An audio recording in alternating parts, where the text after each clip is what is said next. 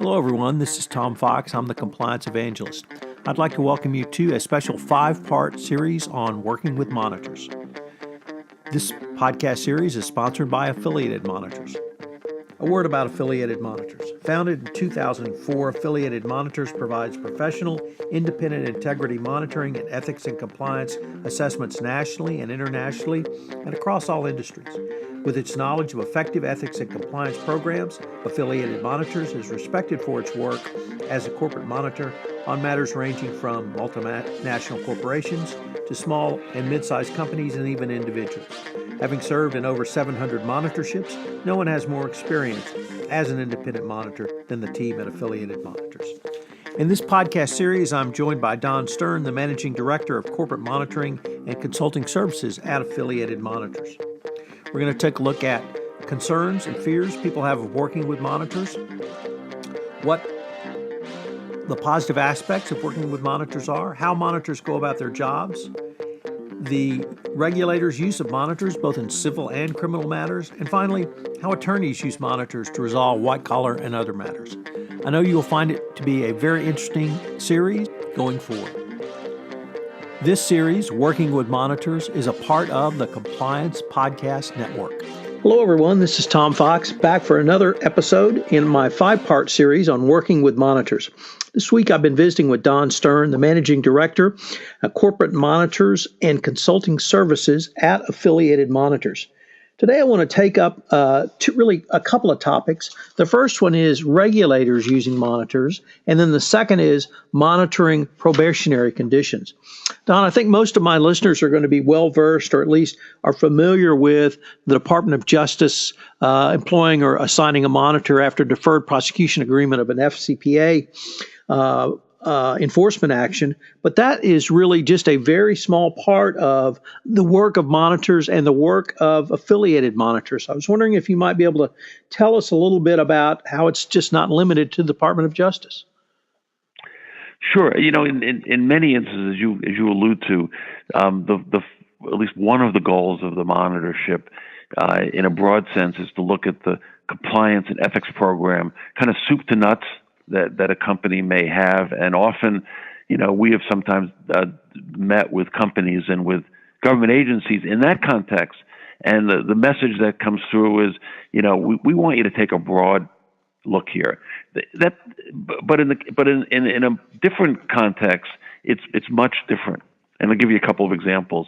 You know, we're serving, it's not called a monitor, but we sort of serve in that role for the Federal Communications Commission, overseeing the set of conditions that were imposed by the FCC when it approved the AT&T DirecTV merger. So AT&T didn't do anything wrong. They acquired and merged with DirecTV, but the FCC, at least at that point, when the merger was approved, was concerned about certain, let's call it anti-competitive issues.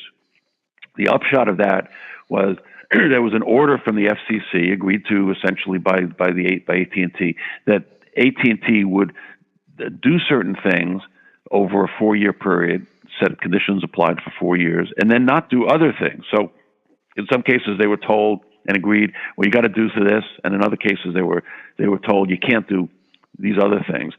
And I think really it may have been the first time that the FCC had used a monitor in that way.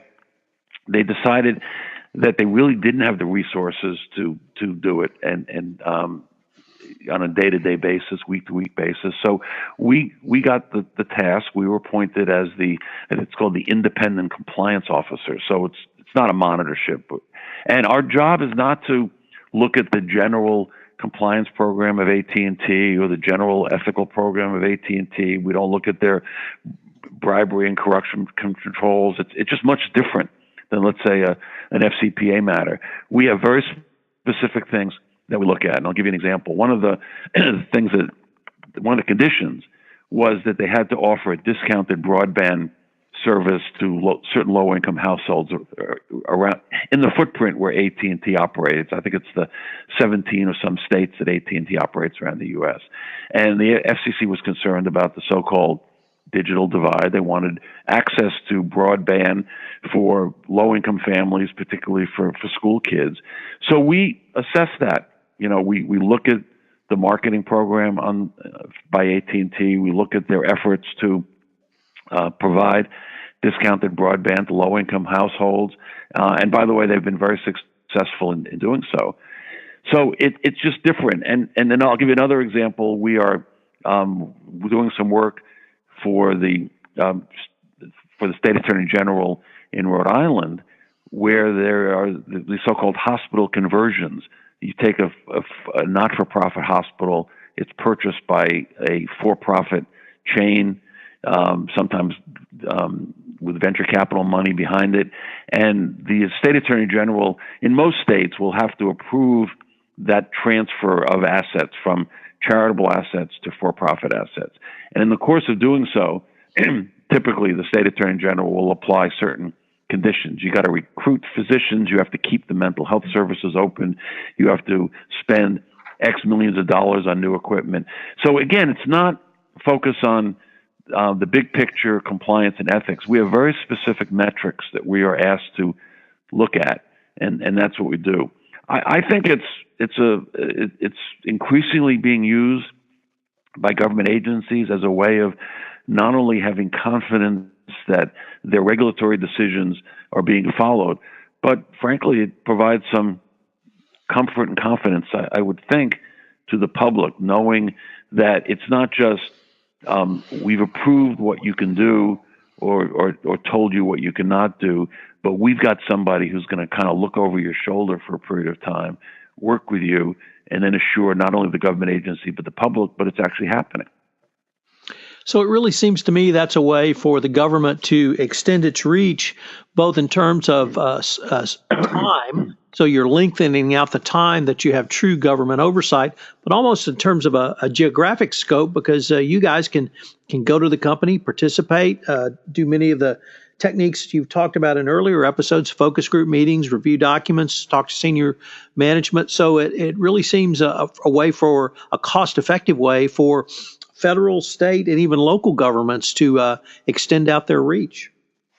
Sure, and of course, from the government agency's point of view, it's essentially it's off budget because we get paid by the company, so we may have we do have an obligation to report to the government agency and to be independent, but they would have to hire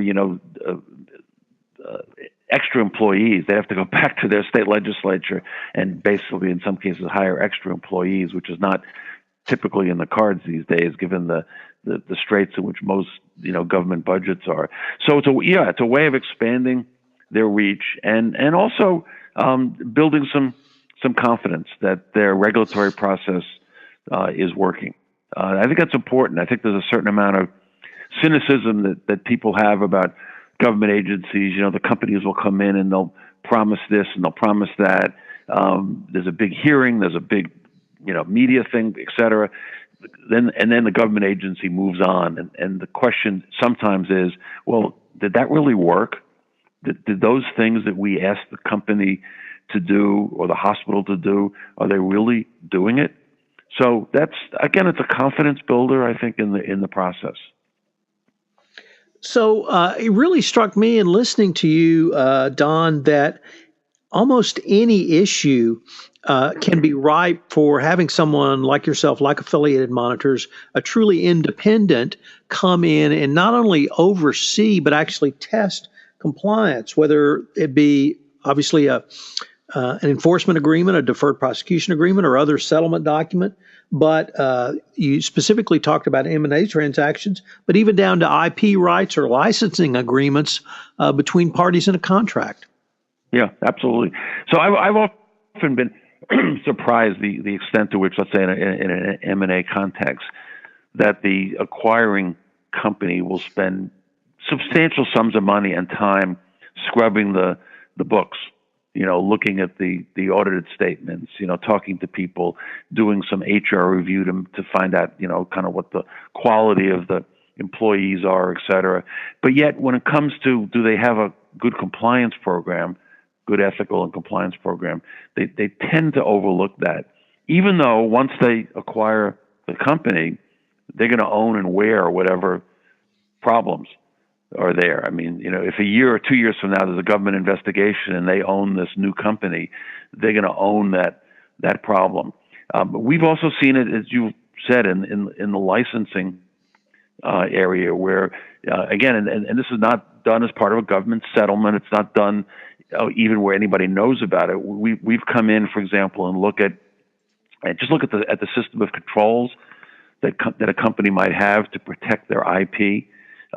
They've often done a very, very good job, but I don't think there's any substitute for having somebody independent of the company with some expertise and common sense and practicality coming in and looking at how are you doing. You don't have to do this all the time. It isn't something you need to do even every year, but every once in a while, have somebody come in and take a hard look at how you're doing, and then reporting back internally through the company. And if it's great, I think it's money well spent, because you've established that you've got a good program. And if you need to fine tune your program in certain ways, here again, I think that's all to the good. So, Don, unfortunately, we're near the end of our time, but on this episode, I've been visiting with Don Stern about some of the, if not non-traditional, certainly innovative ways to use an independent monitor and why it benefits regulators, state officials, down to local officials, and companies who are engaged in regular and ordinary M&A transactions or even licensing agreements. Tomorrow, we're going to conclude our 5-part series with the topic of near and dear to my heart as a lawyer, attorneys using monitors to resolve white-collar or other matters, and certainly drawing upon your expertise, Don, as a former AUSA and that perspective. So I greatly look forward to that conversation. Thank you.